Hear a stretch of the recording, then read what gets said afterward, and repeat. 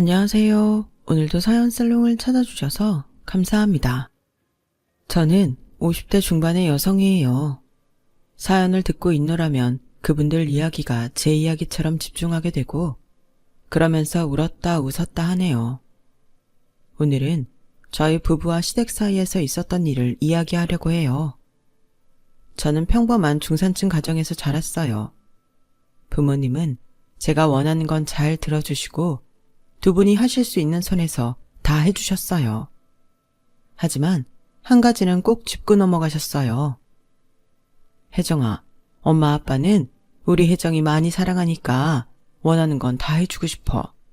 하지만 우리 집 형편으로 안 되는 건 안 돼. 그런 걸 해달라고 억지 쓰면 안 돼. 그리고 대학에 들어간 다음에는 네가 독립할 수 있도록 힘을 길러야 된다. 대학 졸업한 다음에는 엄마 아빠한테 손 벌리면 안 돼. 그때는 다 큰 성인이니까. 알았지? 저는 자연스럽게 대학 후에 독립한 저를 상상하며 자랐고 대학 졸업 후에는 회사에 들어가면서 집에 매달 일정 금액을 생활비로 냈어요. 당연히 그래야 한다고 생각했고요. 저희 부모님은 평생 성실하게 사시면서 재산을 모으셨고 그 덕에 아주 부자는 아니어도 노후는 걱정하지 않아도 됐어요. 평범해 보이지만 남에게 나쁜 짓 안 하고 정직하게 돈을 벌어서 모으신 부모님을 존경했죠. 저도 그런 가정을 꾸리고 싶다고 생각했고요. 처음 회사에 들어갔을 때 사귀게 된 남자와 그런 삶을 살 수 있으리라 막연히 꿈을 꿨어요. 하지만 그 사람은 저희 집이 너무 평범하다고 자기 부모님이 싫다고 했다며 일방적으로 헤어지자고 하더군요. 그것도 전화로요. 아니, 이런 이야기를 어떻게 전화로 해? 만나서 직접 얼굴을 보고 헤어지든 말든 해야지. 어차피 헤어진다는 말 할 건데 만나면 뭐해? 괜히 시간 버리고 착각만 쓰지. 엄마도 이렇게 하랬어.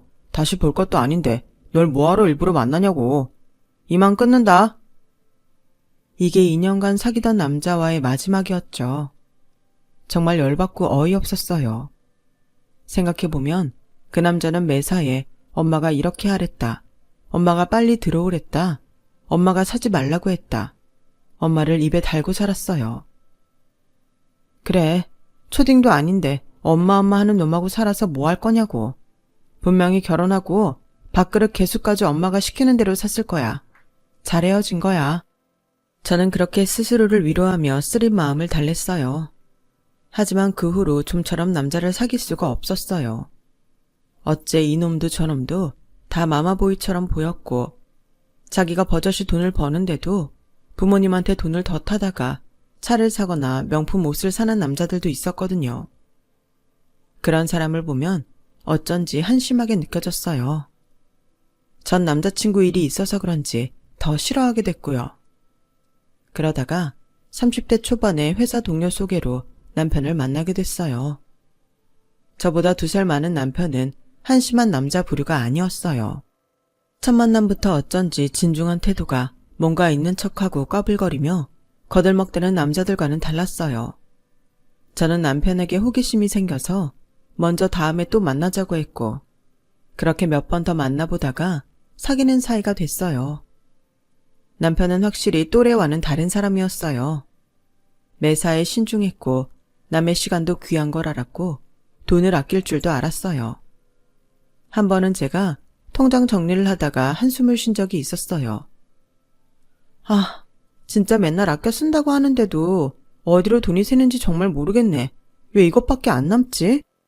정기적으로 나가는 게 뭔지 그것부터 정리해. 생활비 통장하고 적금 통장 말고도 용돈 통장도 따로 만들어두면 내가 언제 돈을 많이 뺏어 쓰는지 알기 편해. 듣고 보니 그러네. 내가 월급에서 생활비만 부모님한테 드리면 다 끝난 줄 알았는데 그게 아니었어. 내가 쓰는 돈은 별로 신경을 안 썼구나. 그렇게 저는 제 돈 관리에 문제가 있다는 걸 알게 됐고 그 일로 남편에 대한 믿음이 더 커졌어요. 이 사람하고는 결혼해도 괜찮겠다는 마음이 들었죠. 자기가 버는 것보다 더 많이 쓰면서도 명품만 찾는 남자들도 많은데 남편은 꼭 부모님을 보는 것처럼 성실하고 바른 사람이었거든요. 그래서 저는 그 다음에 만날 때 제가 반지를 준비해서 프로포즈를 했어요. 박윤식 씨, 저하고 결혼해요. 내가 나랑 살기로 한 거 후회 안 하게 해줄게. 아니, 그런 걸 먼저 해버리면 어떡해. 난 언제 프로포즈를 해야 할지 타이밍만 보고 있었는데 이렇게 훅 들어오는 게 어딨어? 그래서 안 할 거야? 그럴 리가 있어. 나처럼 재미없는 사람 좋다고 받아주는 여자를 내가 또 어디서 만난다고. 그건 다른 여자들이 남자 보는 눈이 없어서 그래. 윤식 씨 충분히 재밌고 좋은 사람이야. 그렇게 결혼을 결정한 저는 남편의 집안이 경제적으로 어떤지 아무것도 몰랐어요. 오로지 남편이라는 사람 하나만 보고 결심한 거니까요. 언뜻 남편이 막내이고 위로 형하고 누나가 있다는 말만 들었어요. 또 아버지가 좀 엄한 편이라는 게 제가 아는 전부였어요. 그러다 양가에 저희가 결혼한다는 소식을 알리고 결혼 준비를 시작하면서 처음 시댁에 인사를 가게 됐죠. 당시에는 드문 경비원이 딸리고 정원이 넓은 고급 빌라였어요. 겉에서 척 봐도 꽤나 으리으리해서 속으로 놀랐던 기억이 있네요. 남편은 한 번도 자기 집이 크다, 잘 산다 그런 말을 한 적이 없었거든요. 시부모님은 첫인상이 조용하고 인자했지만 어딘가 쉽게 범접할 수 없는 느낌을 갖고 있었어요. 그날 식사를 마치고 시어머니가 내주시는 과일을 제가 받아서 시아버지 앞에 놓아드리는데 시아버지가 이렇게 말씀하셨어요. 너희 신혼집은 어떻게 할 생각이냐? 그건 제가 알아보고 있어요, 아버지. 알지? 나는 네 형하고 누나 결혼할 때도 집 사는데 한 푼도 안 보태줬다. 그래서 곧 들어올 새애기도 알아두라는 뜻에서 말하는 거야. 신혼집은 니들 능력되는 선에서 알아서 하는 거다. 내 말 알겠지? 물론이죠, 아버님. 저희 둘 다 성인이잖아요. 저희가 살 집인데 당연히 저희가 감당할 수 있는 선에서 해야죠. 저희 둘만의 힘으로요. 어떻게 되든 윤식 씨하고 잘해볼게요.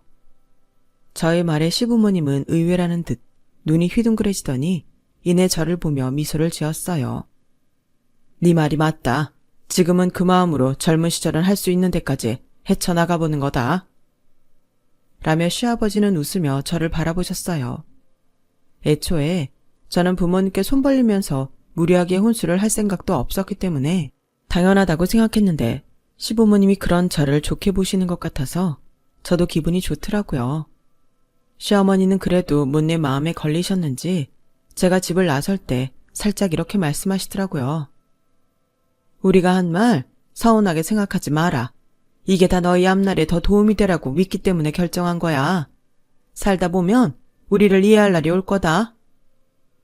별 말씀을요. 저희 부모님도 대학만 졸업하면 다 네 힘으로 살아야 한다고 하셨는데요. 저는 회사 들어가서부터 지금까지 꼬박꼬박 매달 집에 생활비 내고 있어요.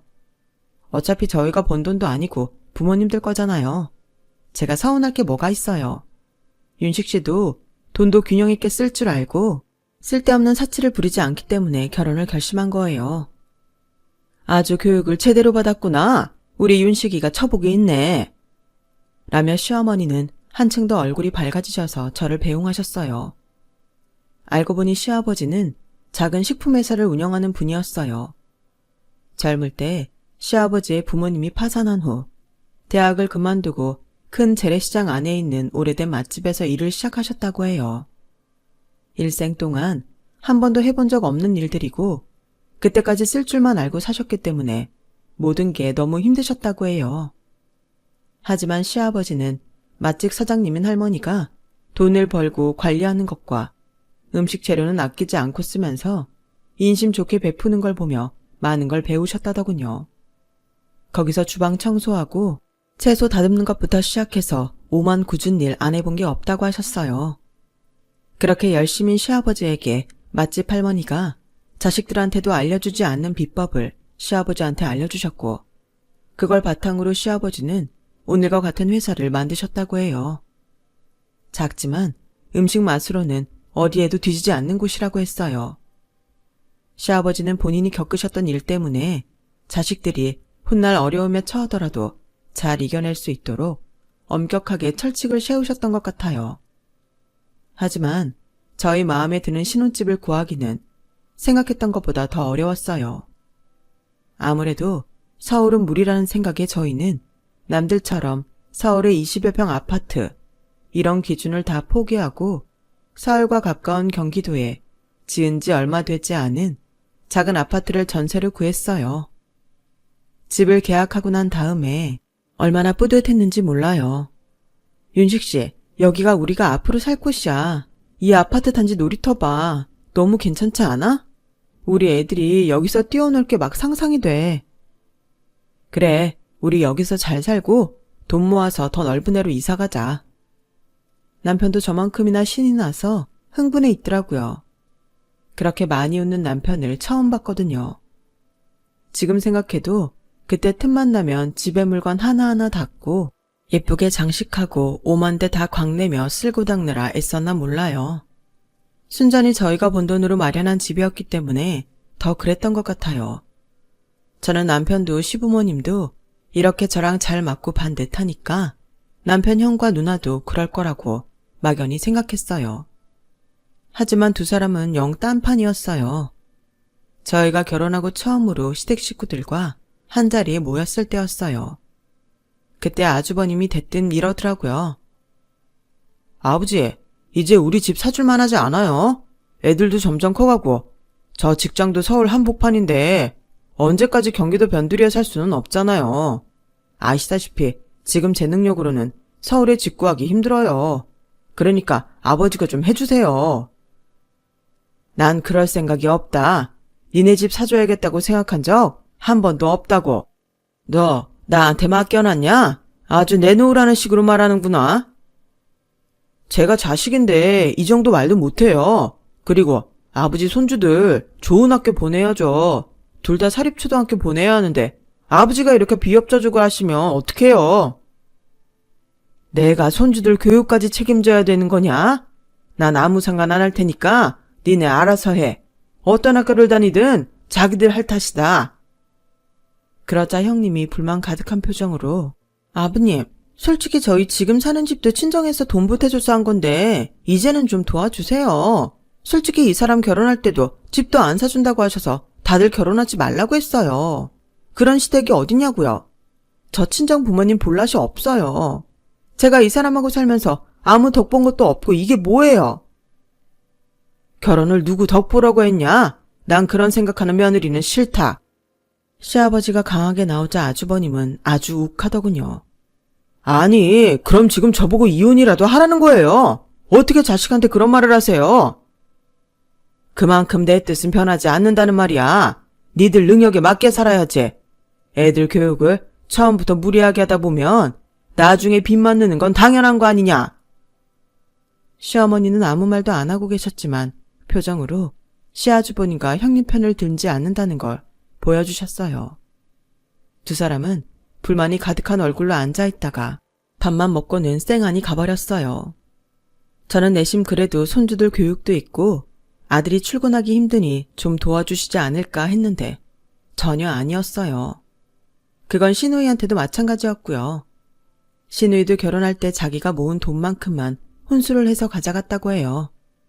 그리고 그게 속에 맺혔는지 시부모님 댁에만 오면 자기한테 뭘 해줬냐며 따지고 든다고 하네요.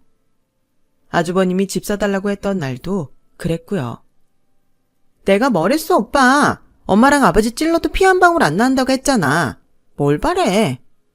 라며 싸늘하게 시부모님을 바라보던 눈빛이 잊혀지지 않아요. 물론 부모님이 너무 엄하게 하시면 섭섭하고 화도 나겠지만 그래도 저는 너무 차갑게 쳐다보니 무섭기도 했고 제가 처음 간 건데 그렇게까지 해야 하나 싶었어요. 그러다가 몇 개월 후 저는 임신을 하게 됐어요. 첫 아이를 가졌다고 하니 양쪽 집 부모님들은 다들 너무 좋아하셨고 남편도 정말 많이 기뻐했어요. 하지만 아주버님과 시누이는 오히려 빈정대기만 했어요. 재수 씨네가 사는 아파트가 저희 아파트보다 전세 비싼 거 알아요? 그렇게 서울에서 더 가깝고 신축인데 사니까 우리가 그날 아버지한테 그런 소리를 듣는데도 요만큼도 도와줄 생각을 안 했겠지. 올케는 아무리 우리 부모님한테 잘 보이고 싶어서 그랬다고 해도 좀 너무했어. 오빠가 그렇게 당하는데 어떻게 자기 일 아니라고 입 딱 닫고 표정 하나 안 바뀌어? 하긴 윤식이 그 자식부터 그 모양인데 어련하겠어. 부부가 부창부수지 뭐. 그렇게 임신 축하한다는 말 대신 원망만 들었죠. 하지만 저는 그 일을 남편에게도 말하지 않았어요. 괜히 형제간에 분란만 만들 것 같았거든요. 그런 얘기 새겨 들을 것도 아니고 저만 듣고 흘리면 됐으니까요. 그리고 제가 임신 6개월이 되었을 때 시아버지 생신이 됐어요. 시어머니는 괜히 밖에서 비싼 거 먹고 돈 쓸 거 없이 집에서 도우미 아주머니하고 음식을 다 하신다며 그날 음식 다 하고 집으로 오라고 하셨어요. 아무리 그래도 결혼하고 첫 시아버지 생신인데 며느리가 어떻게 아무것도 안 하고 있겠어요. 저는 준비했던 선물하고 이것저것 장을 봐서 일찌감치 시댁에 갔어요. 그랬더니 시어머니는 놀라셔서 저한테서 짐을 받아놓고는 얼른 저를 소파에 눕게 하셨어요. 얘는 힘들면서 왜 이렇게까지 하니? 이러면 내가 미안하잖아. 괜히 집에서 하는 것 같고. 아니에요, 어머니. 당연히 일찍 와서 도와드려야죠. 아니다. 네 시아버지 식성은 내가 제일 잘 알잖니. 넌 그냥 여기 가만히 누워있다가 주는 대로 먹기나 해. 그러시고는 저한테 물이며 과일이며 내다 주시고 편한 마음으로 쉴 수 있도록 해주셨어요. 저는 죄송해서 시어머니가 도우미 아주머니와 일하시는데 기웃거리다 다 된 음식을 한쪽에 놓거나 예쁘게 담는 거랬죠. 그렇게 저녁 식사 시간이 됐고 시아버지도 집에 오셨어요. 남편도 1시간 먼저 퇴근해서 왔고요. 그런데 아무리 기다려도 아주버님과 시누이 가족이 안 오는 거였어요. 얘들이 오늘 무슨 일이 생긴 건가? 아니면 사고라도 난 거 아니야? 시어머니의 걱정에 저는 먼저 시누이한테 전화를 했어요. 아니, 우리한테 한 푼도 안 내놓는 노인네한테 가서 뭐해? 나 우리 영준이 밥 먹여서 영어 과외해야 되니까 올케가 알아서 하든가. 라더니 일방적으로 전화를 끊고는 다시는 받지 않더군요. 황당했지만 일단 진정하고 이번에는 아주버님한테 연락을 했어요. 내가 거기를 어떻게 갑니까? 아버지가 한 푼 안 도와줘서 대출 있는 대로 땡겨서 이사하게 생겼는데 돈 벌어야죠. 아니, 아무리 그래도 1년에 한 번이는 아버님 생신인데요. 그런데 어느새인가 제 근처에 와서 통화를 듣던 시아버지가 제 손에 든 핸드폰을 달라고 하시는 거였어요. 할 수 없이 제가 핸드폰을 건네드렸죠. 그래, 내가 집 안 사줬다고 못 오겠다 그거지? 그러면 그렇다고 네 엄마랑 통화할 때 말하지 그랬냐? 너네 엄마 니들 다 오는 줄 알고 하루 종일 음식점만 하느라 얼마나 힘들었는지 알아? 그러자 핸드폰 밖으로 아주버님 목소리가 크게 새어나왔어요. 그러게, 나가서 먹지 집에서 뭔 궁상이에요. 맨날 자기들이 좋아서 그렇게 살면서 왜 나한테 뭐라고 그래요? 애들 엄마, 내가 우리 집 잘 산다고 해서 결혼할 때 얼마나 기대했는데요. 근데 이게 뭐예요? 신혼 때야 저희 고생 좀 해보라고 그러실 수 있어도 이제는 아니죠. 내가 얼마나 쪽팔린 줄 알아요? 그러게, 우리 집이 잘 사는 여전에 왜 안 해도 될 소리를 해? 너 현식이 내가 돈 한 푼 없었으면 나 쳐다도 안 볼 놈이야. 희영애미도 똑같고. 그래, 니들 그러고 살아봐 어디. 시어머니도 시누이한테 전화를 해서 뭐라고 혼내시는 것 같았어요. 하지만 시누이하고도 감정만 상하시고 결국 두 집은 아무도 찾아오지 않았어요. 결국 제가 결혼하고 첫 번째 시아버지 생신은 그렇게 씁쓸하고 모두가 마음이 무거운 채로 지나가고 말았죠.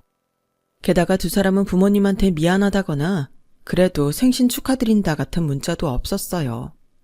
시부모님은 그 일이 어지간히 속상하셨는지 나중에도 그때 일을 이야기하시곤 했어요.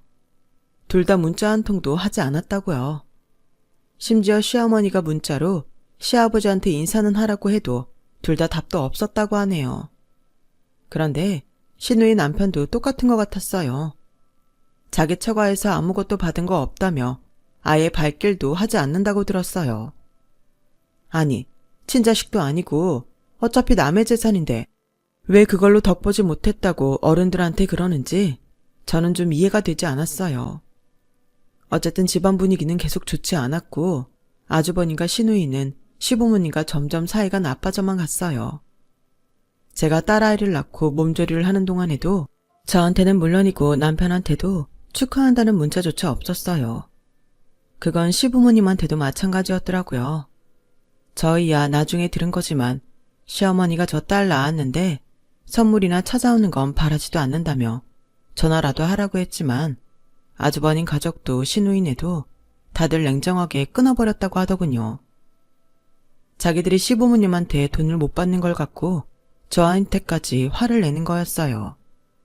그도 그럴 게 남편이나 저나 부모님이 안 주신다고 불만을 갖는 것도 아니고 오히려 그게 맞다고 하는 입장이었으니 그 사람들이 볼 때에는 얄미울 수도 있었겠죠.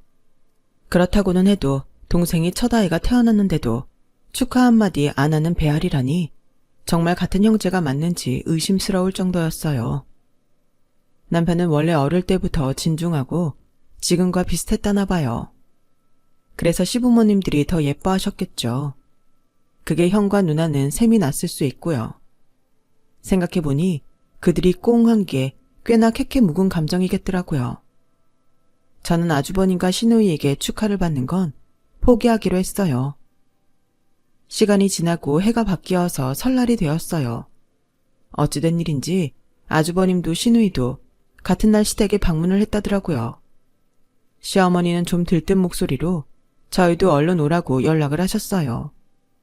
오랜만에 온 가족이 모이게 되니 기분이 좋으셨던 것 같아요. 하지만 두 사람의 목적은 따로 있었어요. 말을 꺼낸 건 아주버님이었어요. 우리 대출금 때문에 이대로는 못 살 것 같아요. 아버지, 우리한테 주실 유산 있잖아요. 그거 미리 주세요. 맞아요, 아버지. 우리 진짜 사는 게 너무 힘들어요. 내가 언제 유산을 자식들 준다고 말한 적 있냐? 아니, 아버지, 그럼 저희 안 주실 거예요? 뭐 좋은 일이라도 하실 생각이에요? 우리는 어쩌고요?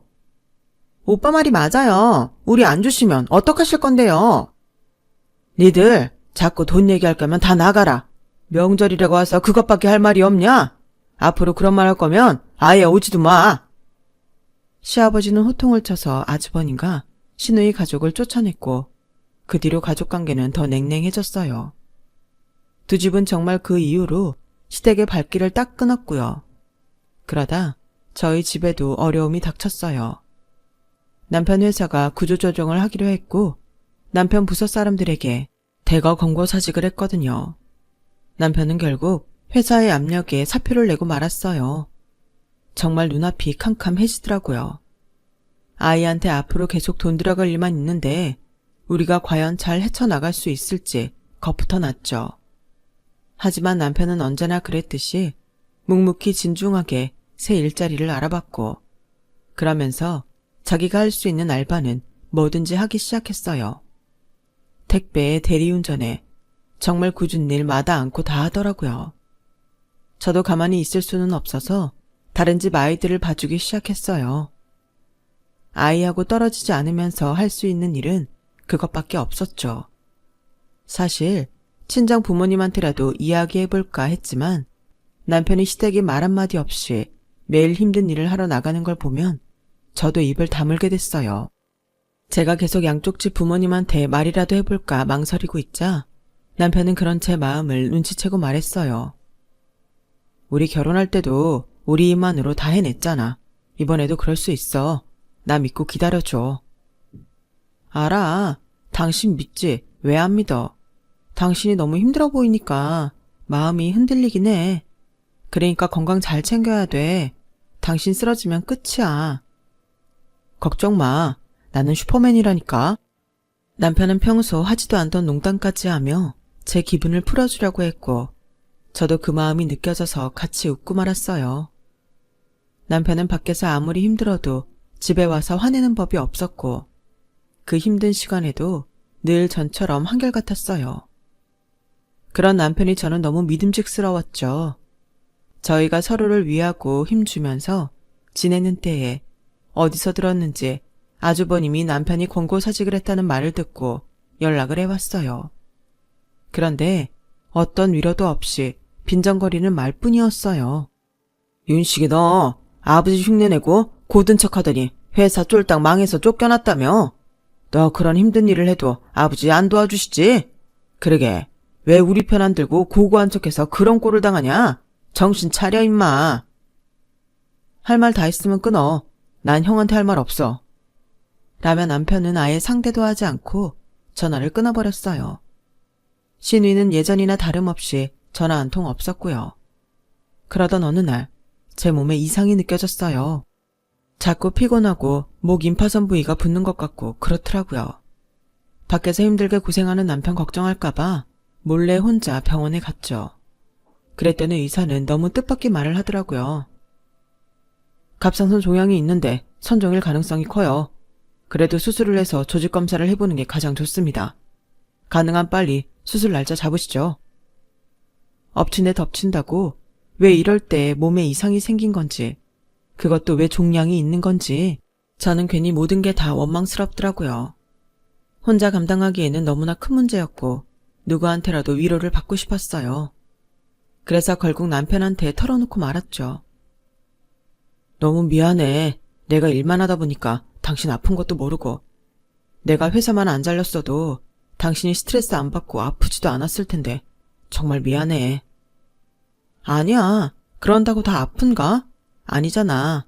내가 당신 보고는 건강하라고 해놓고 내 건강은 못 챙겼어. 당신이 혼자서 처자식 먹여 살리겠다고 얼마나 노력하는지 다 알아. 나 진짜 괜찮아. 일단 수술 빨리 하고 조직 검사 해보면 된대. 그리고 수술날 남편과 함께 병원에 갔죠. 아이는 잠깐 친정 엄마한테 와달라고 해서 봐주기로 하셨고요. 그렇게 떨렸는데도 남편이 옆에 있으니까 마음이 편해지더라고요. 시부모님들도 굉장히 걱정해 주셨고 수술 받고 하루 입원했는데도 두 분이 다 오셔서 위로해 주셨어요. 저는 수술 경과는 아주 좋았고 조직검사 결과를 보기 위해 한 달 뒤에 병원에 다시 오라는 말을 들었어요. 그 무렵 시댁에서 증조부님 제사가 있었어요. 아무리 서로 안 보고 사는 아주버님과 시누이지만 전에는 제삿날에는 왔기에 이번에도 그럴 거라고 생각했어요. 시어머니는 제가 아예 부엌 근처에 얼씬도 못하게 하시고 도우미 아주머니와 둘이서 그 많은 음식을 다 하셨어요. 그런데 제사 시간이 가까이 다가오는데 아무도 오지 않더라고요. 저는 결국 전화도 잘 하지 않던 형님한테 연락을 했어요. 그런데 제 전화를 받자마자 끊더니 그 다음부터는 핸드폰이 꺼져 있다는 말만 나오는 거였어요. 저는 어쩔 수 없이 아주버님한테 연락을 했어요. 아주버님은 한참이나 신호가 간 다음에야 전화를 받더니 대뜸 이러더군요. 재수씨, 전화를 안 받으면 안 오나 보다 해야지 왜 이렇게 눈치도 없어요? 아주버님, 오늘 증조부님 제사인데 혹시 잊으셨어요? 저 회사에서 일하는 사람이에요. 윤식이처럼 잘려서 막노동이나 하는 한가한 사람 아니라고요. 우리 집사람도 애들 보랴 문화활동하랴 바쁘다고요. 재수씨는 어디 나가지도 않잖아요. 그냥 재수씨가 옆에서 엄마 도와주세요. 듣자 하니 뭐 어디 아프다고 잘하던 놀이방도 내팽개쳤다면서요. 아니, 안 오시면 안 오신다고 하면 되지. 왜 제가 아픈 것까지 걸고 넘어지세요? 아프긴 뭐 아파요. 선종이라며요. 우리도 다 들었어요. 뭐 요즘 좀 어렵죠? 그런데 수술까지 했으니 돈이 엄청 쪼들리시겠네. 우리도 많이는 못 보내고 한 3만 원 보낼 테니까 윤식이랑 둘이서 알아서 부모님이랑 제사 지내요. 아니 아주버님, 그걸 지금 말이라고 하세요? 누가 3만 원 받자고 와서 제사를 드립니까? 너무 화가 나서 저도 모르게 소리를 버럭 질렀어요. 아픈 데다가 약 때문에 호르몬 문제도 있어 예민해진 상태라 평소에는 잘 넘어가던 일도 화를 내게 됐거든요. 그 말에 시부모님은 저한테 고개를 돌리셨고 대충 상황을 눈치채신 시아버지는 전화를 그냥 끊으라고 하셨어요. 시어머니는 고개를 절레절레 흔들며 부엌으로 도로 들어가셨고요. 저는 얼른 부엌에 따라 들어갔죠. 미안하다. 우리가 턱이 없어서 너희한테까지 이런 불편을 끼치는구나. 그런 게 어딨어요, 어머니. 저 괜찮아요. 그리고 많이 아픈 것도 아니니까 이 정도는 할 수 있어요. 시아버지는 그 이후 계속 아무 말씀이 없으셨어요. 저희는 가라앉은 분위기 속에서 제사를 지냈고 조용히 밥을 먹은 후 남편과 제가 뒷정리를 했어요. 시누이는 그때까지 전화도 안 받고 연락도 없었고요. 저희가 정리를 다 마치고 집에 가려는데 시아버지가 스피커폰으로 시누이한테 전화를 하더군요. 밤 12시가 넘어 전화를 하니 그제야 시누이는 전화를 받았어요. 아, 진짜? 왜 다 잘 시간에 전화를 해요? 너 2번 다시 내 앞에 나타나지 마. 내가 당장 죽어도 장례식장에도 오지 마. 나 회사 망해서 내 앞에 남은 거 하나 없으니까 절대 발걸음 하지 마. 이 나쁜 놈들. 시아버지는 울분에 차서 마지막 말씀을 하시고는 전화를 끊으셨어요. 듣자 하니 시누이는 대학 때 미대를 다녀서 돈을 엄청 많이 썼다고 해요. 시부모님은 대학원까지 자식들이 부족함 없이 다니도록 용돈부터 모든 걸 다 챙겨주셨다는 거예요. 저는 시아버지가 대학 때부터 아예 돈을 안 주신 줄 알았는데 그것도 아니더라고요. 시누이는 원래 끈기가 없어서 이거 한다고 했다가 금방 다른 거 하고 또 관심이 시들면 다른 걸로 옮겨갔대요. 그 모든 걸 묵묵히 다 뒷받침해 주신 게 시부모님들이고요. 시누이는 안 해본 클래식 악기가 없고 심지어 무용까지 배웠다고 해요. 그런데도 결혼하고 애까지 낳아서 돈 안 준다고 저렇게 막 나가니 시부모님들도 얼마나 억장이 무너지실지 정말 상상도 안 됐어요. 그리고 며칠 후에 시아버지께서 갑자기 저희 집에 오셨어요. 시아버지는 딸아이를 꼭 품에 안으시고는 말씀하셨어요. 네가 고생이 많다. 막내인데도 큰아이 몫을 네가 하니 얼마나 힘드냐. 그래도 너랑 윤식이가 있어서 위로를 받는다. 저 하나도 안 힘들어요. 그리고 제 병도 별일 없을 거예요, 아버님. 윤식이 회사 그만둔 거라도 빨리 말하지 그랬냐. 그 사람도 부모님한테 손 벌리기 싫다고 어떻게든 자기가 혼자 해본다고 했고 저도 그러고 싶지 않았어요. 고집 세고 답답해 보이실 수도 있는데 여차하면 친정 부모님한테라도 말하려고 했지만 그 사람이 자기가 잘 해낼 수 있다는데 믿어야죠. 그리고 진짜 믿고 있어요.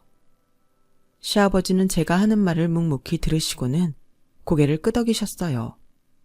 그리고 딸아이한테 옷을 사주시겠다며 데리고 나가셔서 이것저것 많은 걸 사서 다시 데려오셨죠.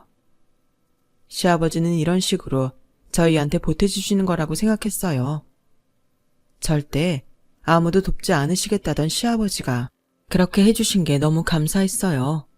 그리고 며칠 후 생활비를 꺼내 쓰려고 통장 잔액을 확인하다가 저는 정말 놀라서 입을 틀어 막아야 했어요. 통장에 10억이라는 돈이 들어와 있는 거였어요.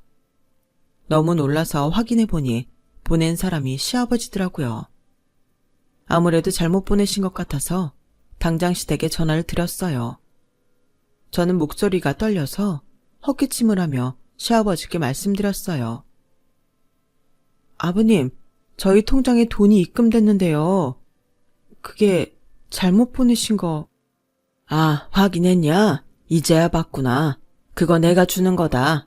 너희가 묵묵히 성실히 하는데 부모가 돼서 어떻게 가만히 있겠냐. 자식이 다시 일어서게 해줘야지.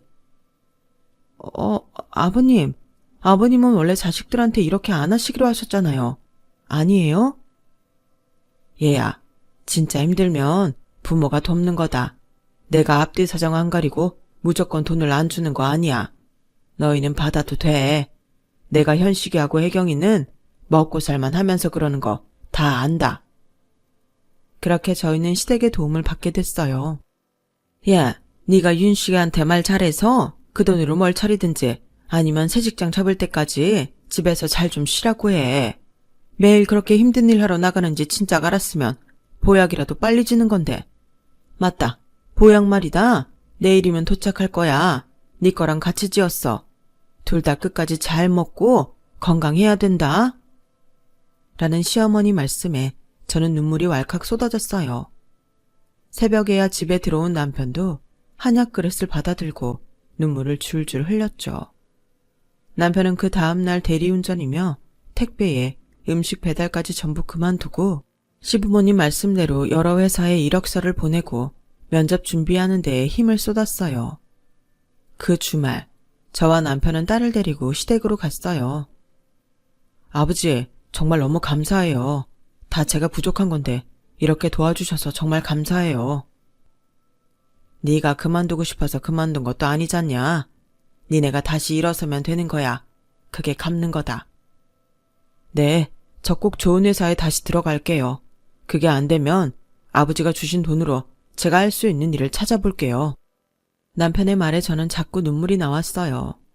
저는 부엌에서 과일과 차를 준비하면서 시어머니께 감사하다고 했어요. 정말 감사드려요, 어머니. 이 은혜 안 잊을게요. 우리 부부 이제 70이야.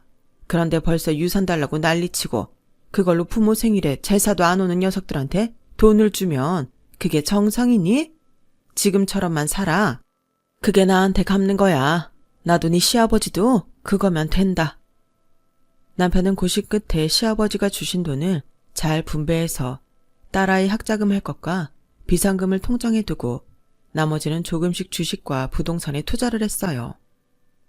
그러는 사이에 남편이 면접을 봤던 회사에서 경력직에 합격했다는 소식이 왔고요. 저희는 너무 기뻐서 친정에서도 저희 가족을 다 초대해서 거의 잔치를 벌였어요. 그리고 시댁에서도 같이 밥 먹자며 저희를 부르셨고요. 돌아오는 주말에 저희 가족은 시댁에 갔어요. 시부모님은 남편한테 축하한다며 꽃다발도 준비해 주셨어요.